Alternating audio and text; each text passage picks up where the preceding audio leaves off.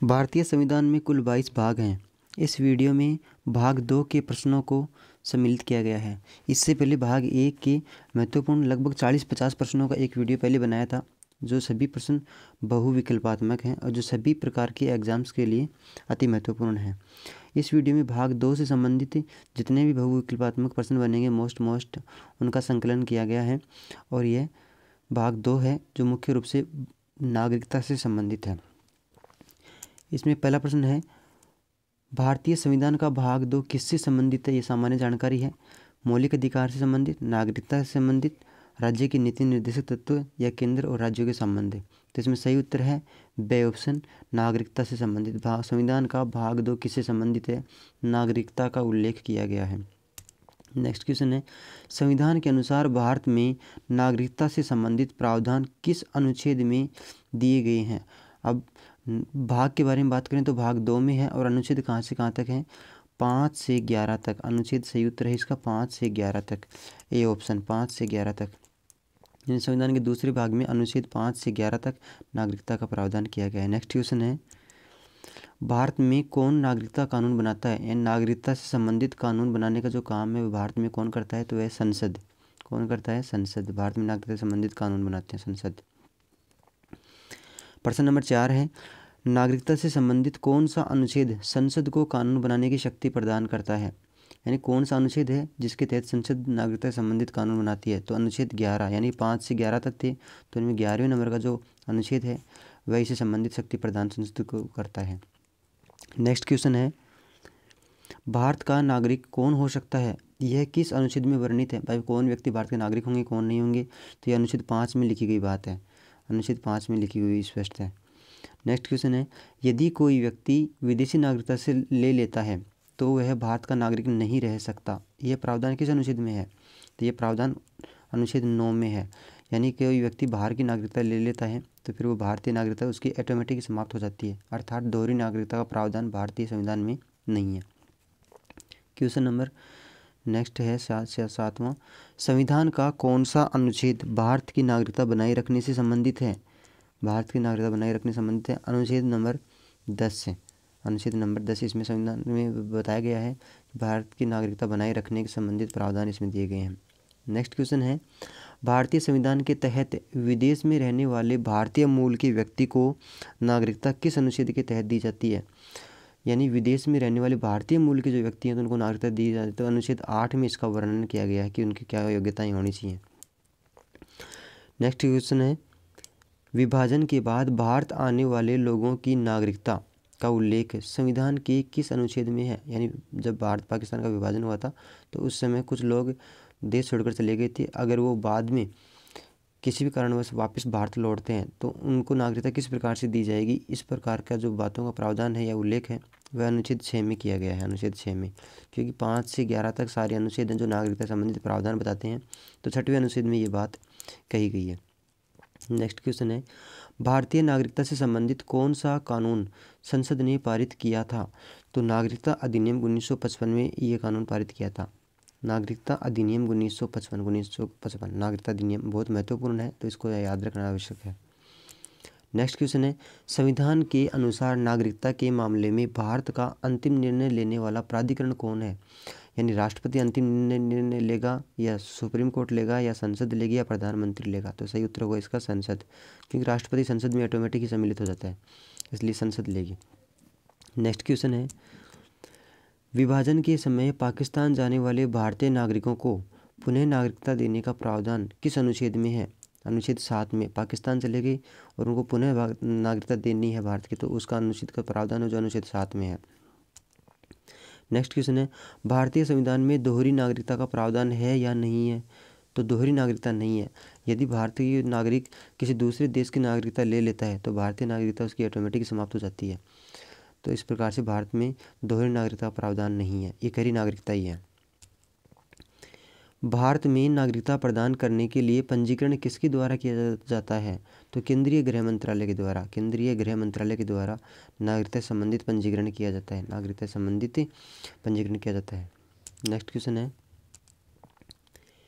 विदेशी नागरिकता अपनाने पर भारतीय नागरिकता समाप्त होने का प्रावधान किस अनुच्छेद में है? अनुच्छेद 9 में।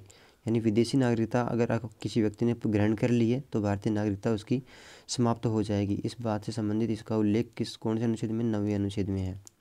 नेक्स्ट क्वेश्चन है, नागरिकता प्राप्त करने का विशेष प्रावधान CAA 2019 किस समुदाय से संबंधित है? तो हिंदू, सिख, बौद्ध, जैन, पारसी और ईसाई, यानी ये जो समुदाय वाले व्यक्ति हैं, धर्म समुदाय के व्यक्ति हैं, इनको नागरिकता देने का प्रावधान CAA 2019 में किया गया है।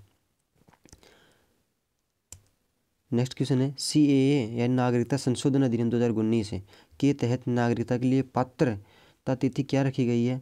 तो पात्रता तिथि रखी गई 31 दिसंबर 2014। 31 दिसंबर 2000 कहने का मतलब 31 दिसंबर 2014 से पहले भारत में कोई रह रहा है और वो उस समुदाय से हैं, हिंदू, सिख, बौद्ध, जैन, पारसी और ईसाई संबंधित है, तो उसे भारत की नागरिकता दी जाएगी।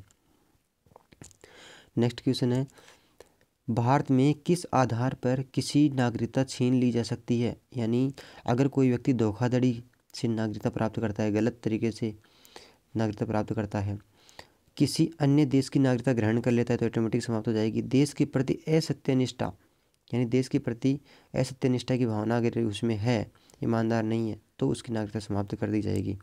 तो इस प्रकार से इसमें सही उत्तर होगा लास्ट डी ऑप्शन, उपरोक्त सभी। नेक्स्ट क्वेश्चन है, भारतीय संविधान के किस अनुच्छेद में नागरिकता से संबंधित विवाद सुलझाने का प्रावधान किया गया है? तो अनुच्छेद 10 में इसका प्रावधान किया गया है। नागरिकता संबंधित किसी प्रकार का विवाद हो, कोई कहे सही है, कोई कहे गलत है, या अपने अपने तथ्य या अपने अपने मत या अपनी अपनी राय वहाँ पे रखे, तो इस बातों का जो भी है प्रावधान किस प्रकार से उसका निपटारा किया जाएगा, ये सब बातें अनुच्छेद 10 में लिखी हुई हैं। अब इसके अलावा कुछ महत्वपूर्ण बिंदु हैं जिन्हें हमें याद रखना होगा। इनमें कई प्रकार के क्वेश्चन बनेंगे। जैसे पहला बिंदु है, भारतीय नागरिकता के प्रावधान संविधान में कहाँ से कहाँ तक? अनुच्छेद 5 से 11 तक है। भारतीय नागरिकता प्रावधान संविधान में अनुच्छेद 5 से 11 तक, जो कि पहला प्रश्न ही था। और नागरिकता अधिनियम 1955 दोनों में शामिल है, यानी 1955 वाली नागरिकता अधिनियम है उसमें भी शामिल है और अनुच्छेद 5 से 11 में भी शामिल है। किसका प्रावधान? नागरिकता के प्रावधान। नेक्स्ट पॉइंट है, CAA 2019 और नागरिकता समाप्त करने के आधार जैसे संशोधनों को ध्यानपूर्वक समझना आवश्यक है। त्याग, समाप्ति और छीनने संबंधित नागरिकता समाप्ति के तरीके विशेष रूप से परीक्षा में पूछे जाते हैं। ध्यान रखना कि इसमें क्या होता है, अगर कोई नागरिकता त्याग कर देता है, नागरिकता की समाप्त हो गई या नागरिकता छीन ली गई, तो इनसे संबंधित इनका तात्पर्य होगा कि मतलब नागरिकता को उसका छोड़ना, नागरिकता को त्यागना। महत्वपूर्ण, इसके अलावा कुछ महत्वपूर्ण अवधारणाएं और नागरिकता के प्रकार, यानी नागरिकता किस प्रकार से, तो जन्म से मिलती है। एक तो भारत में जन्म लेने वाला, जैसे मेरे माता पिता या मेरे दादा दादी भारत में निवासी हैं, भारत के नागरिक हैं, तो मैं ऑटोमेटिक ही भारत का नागरिक हो जाऊंगा, मुझे अलग से आवेदन करने की आवश्यकता नहीं है। इसी प्रकार वंशानुक्रम, यदि माता पिता में से कोई भारतीय नागरिक हो तो उन्हें भी नागरिकता मिल जाती है। पंजीकरण के द्वारा, यानी पंजीकरण करवाना पड़ता है। भारतीय मूल की व्यक्ति या विदेशी महिला का भारतीय पुरुष से विवाह, ये भी एक नागरिकता प्राप्त करने का तरीका है। अप्राकृतिकरण द्वारा 12 वर्षों तक भारत में, अप्राकृतिकरण का मतलब होता है कुछ प्रकृति द्वारा हो जाता है, जैसे जन्म हो गया, यहाँ पे वंशानुक्रम हो गया या शादी विवाह कर ली, तो कुछ होते हैं अप्राकृतिकरण द्वारा, जैसे 12 वर्षों तक भारत में निवास करने पर विशेष प्रावधान, ये मतलब ये इस प्रकार से नागरिकता प्राप्त हो जाएगी। विशेष प्रावधान में संसद के विशेष कानून के द्वारा भी नागरिकता दी जा सकती है। इसी प्रकार से नागरिकता समाप्ति के 3 आधार हैं, यानी अभी जो बात की थी त्याग, समाप्ति और छीनना, ये नागरिकता समाप्त करने के आधार हैं। नागरिकता छोड़ने का स्वैच्छिक कार्य, कोई अपनी इच्छा से कहेगा कि मैं नागरिकता त्यागना चाहता हूँ और मैं किसी दूसरे देश की नागरिकता ग्रहण करना चाहता हूँ, तो ऐसा कर सकता है। समाप्ति, अन्य देश की नागरिकता प्राप्त करने पर, जैसे मान ली किसी व्यक्ति ने अन्य देश की नागरिकता प्राप्त कर ली तो ऑटोमेटिक यहाँ की नागरिकता समाप्त कर दी जाएगी। छीनना, धोखाधड़ी या असत्यनिष्ठा के माध्यम से भी अगर कुछ करता है तो उसकी भी नागरिकता समाप्ति हो सकती है। इस प्रकार से कुछ महत्वपूर्ण बिंदु और हैं।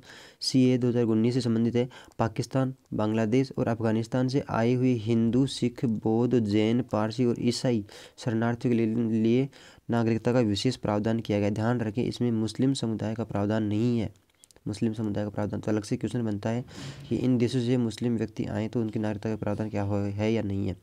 इसकी पात्रता है कि पहली प्रश्न आ चुका 31 दिसंबर 2014, 31 दिसंबर 2014, और निवास अवधि 5 वर्ष, यानी 5 वर्ष से पहले 31 दिसंबर 2014 से पहले ये व्यक्ति जैन, पारसी, ईसाई, हिंदू, सिख, बौद्ध आदि जो आए हैं 5 वर्ष से पहले से भारत में निवास कर रहे हैं तो उनको नागरिकता दी जाएगी।